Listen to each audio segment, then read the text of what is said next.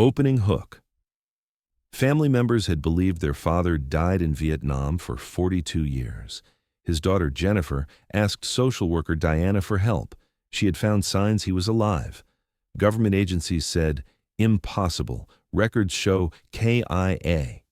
Diana worked like a detective and found a man living in a remote mountain cabin. That man was James Survivor Rodriguez, Vietnam POW, 3 years captivity. Officially dead but actually alive.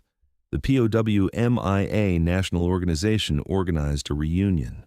Main story. Diana Walsh was 34 years old, an experienced woman who had worked as a social worker for 10 years.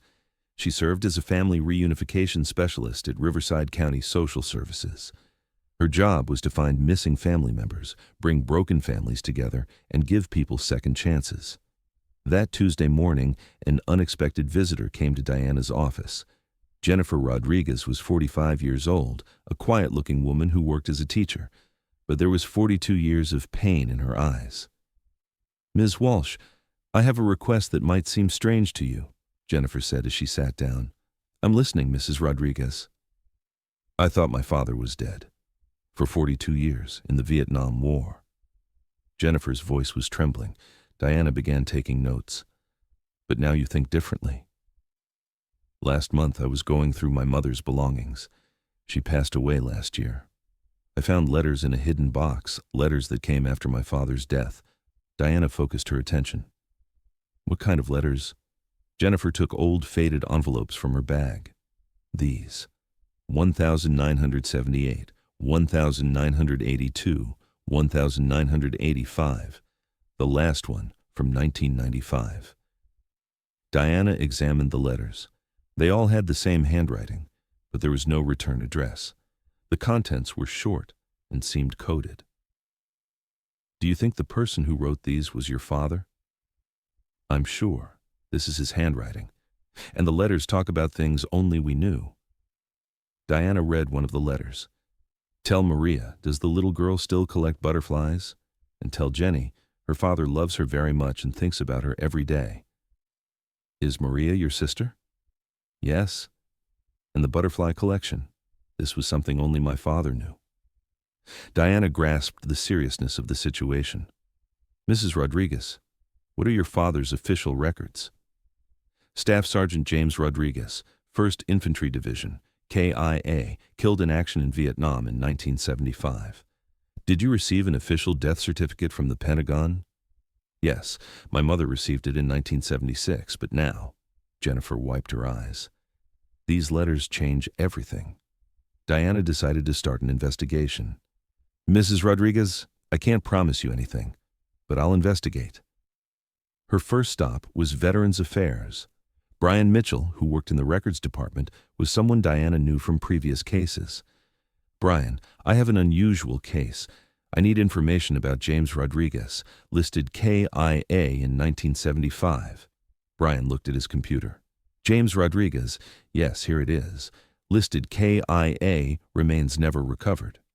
Was this ever a case that was doubted?" "Let me check deeper files." Brian did a more detailed search. Interesting. There's a POW MIA inquiry on this case. The family requested additional investigation in 1982. What was the result? Inconclusive. Remains were never found, but officially maintained KIA. Diana's second stop was Pentagon records. That was much more strict bureaucracy. "Ma'am, James Rodriguez case is closed. KIA confirmed 1975. But the family found new evidence." "What kind of evidence?" Diana showed the letters. The clerk barely looked. "Ma'am, many families receive fake correspondence. This proves nothing. Case remains closed." Diana was frustrated but didn't give up. She decided to do a private investigation. Together with Jennifer, they thoroughly researched Rodriguez's family history. They found James's last known location in Vietnam, unit records, and fellow soldiers. After 3 weeks of research, Diana found a breakthrough. James's old Army buddy Gerald "Tank" Morrison was still alive and living in Texas. Diana called Gerald. "Mr. Morrison, can we talk about James Rodriguez?" Tank's voice changed. "Jimmy, it's been a long time." Mr. Morrison, what do you know about James? Long pause. Ma'am, Jimmy is officially dead, but what? Look, I can't talk about this over the phone. If you're really Jimmy's family, you need to come here. Diana and Jennifer flew to Texas. Tank met them at his ranch. Are you Jimmy's daughter? Tank looked at Jennifer. Yes, sir. Tank took a deep breath. Kids, I'm going to tell you something. Jimmy isn't dead. At least he wasn't in 1995. Diana and Jennifer were shocked. In 1995, Jimmy contacted me. Phone call. Said he was hiding, couldn't come home. Why? PTSD, survivor guilt, and other things. Jimmy was a POW for 3 years. Torture, starvation, psychological trauma. When he came home, he couldn't cope. Jennifer couldn't hold back her tears. Is he alive? I don't know. There's been no contact since 1995. But at that time, he was living in the Colorado mountains. Diana immediately took action. She began researching traces of James Rodriguez in rural counties in Colorado. Property records, utility connections, tax records, she checked everything. Most were dead ends, but finally she found a small lead. In Gunnison County, there was a record of someone named J. Martin who purchased property in the 1990s. Cash payment, minimal documentation. Diana and Jennifer went to Colorado. They contacted the local sheriff's department. Sheriff, we're looking for someone named J. Martin, owner of a remote cabin, Sheriff Tom Bradley thought. Yeah, weird guy, up in the mountains, rarely comes to town, keeps to himself. Where exactly? Pine Ridge Road, end of the trail. But be careful, that man doesn't like strangers. Diana and Jennifer rented an off-road vehicle and went to the mountains. Pine Ridge Road was very rough, almost impassable. At the end of the trail was a small log cabin. Smoke was coming from the chimney. Diana knocked, a suspicious voice from inside. Who's there? Sir, I'm Diana Walsh, social worker, looking for James Rodriguez. Long silence. Then the door slowly opened. In the doorway stood a man in his 70s with a gray beard and weathered face. But his eyes, Jennifer immediately recognized those eyes. Daddy, Jennifer whispered. James's face completely changed. Years of emotion turned to tears. Jenny, my little butterfly girl. Father and daughter embraced after 42 years. Diana was overwhelmed by the emotion she witnessed, but her work wasn't finished. James invited them inside. The cabin was simple but comfortable. On the walls were family photos, yellowed and faded. Jenny, how did you find me? Jennifer showed the letters. These letters, Daddy. Mom kept them hidden. James nodded sadly. I wanted to protect Maria. If you thought I was dead, you could move on.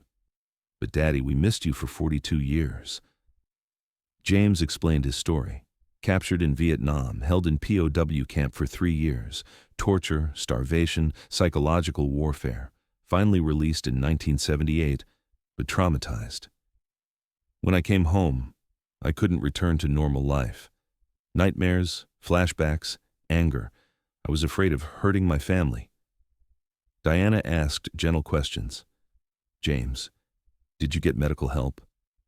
I tried in the 1980s, but at that time, PTSD support was very limited. Doctors didn't understand. There's modern treatment now. Recovery is possible. Jennifer touched her father. Daddy, come home. We'll help you. James was hesitant. Jenny, I've changed so much. 42 years of isolation. I'm not sure I can return to normal family life. Diana gave professional advice. James, there's a gradual reintegration process. Support systems, therapy, medical help. You don't have to do it alone. That night they stayed in the cabin.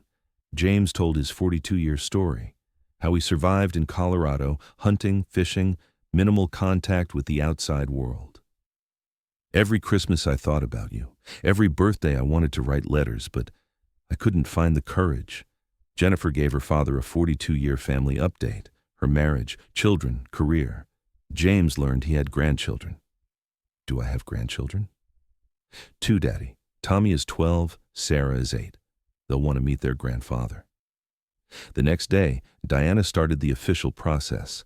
The first step was to clear James's legal status. Diana contacted the POW/MIA organization. Linda Harrison from the National POW/MIA network was immediately interested. Diana, this is an extraordinary case.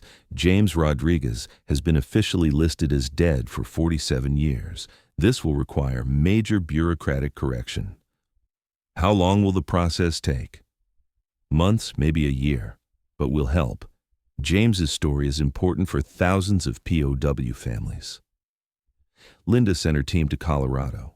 They interviewed James, verified POW camp details, and conducted medical examinations.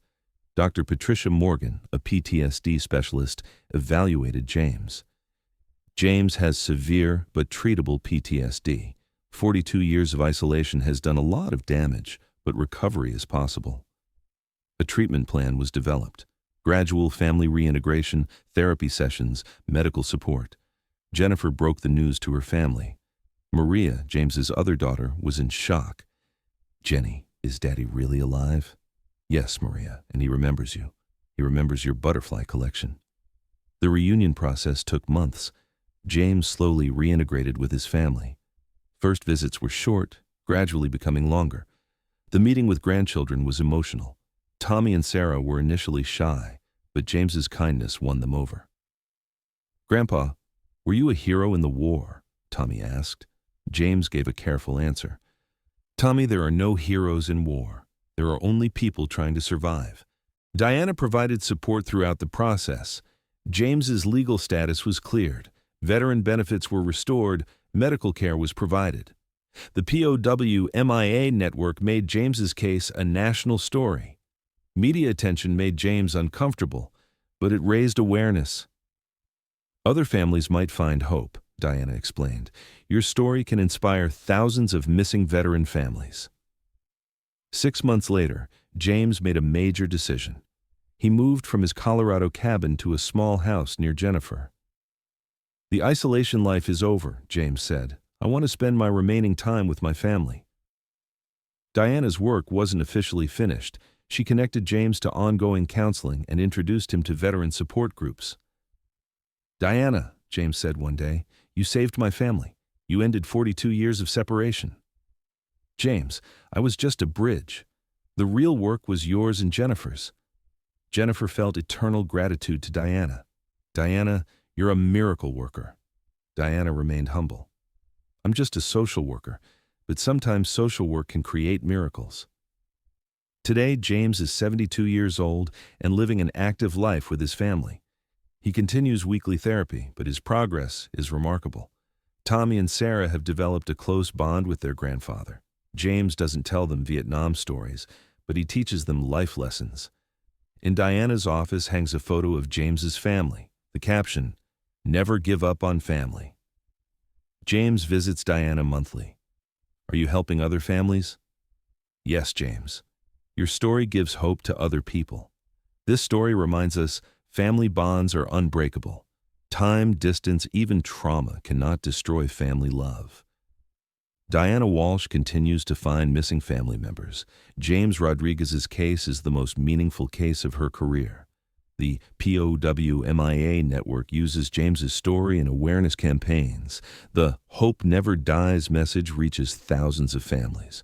Jennifer and Maria try to recover lost time with their father.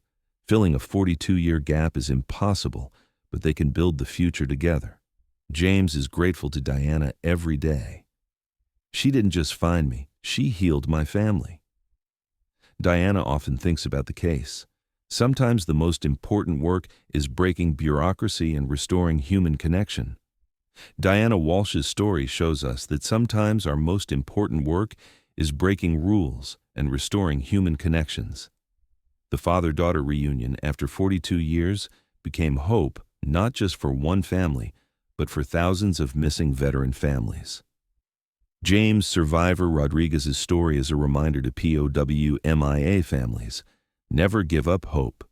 Thanks to Diana's persistence and professional expertise, the impossible became possible. Do you have people in your life who restore hope like Diana? Share with us in the comments, and if this story inspired you, don't forget to hit the subscribe button. Because here we tell the stories of real heroes.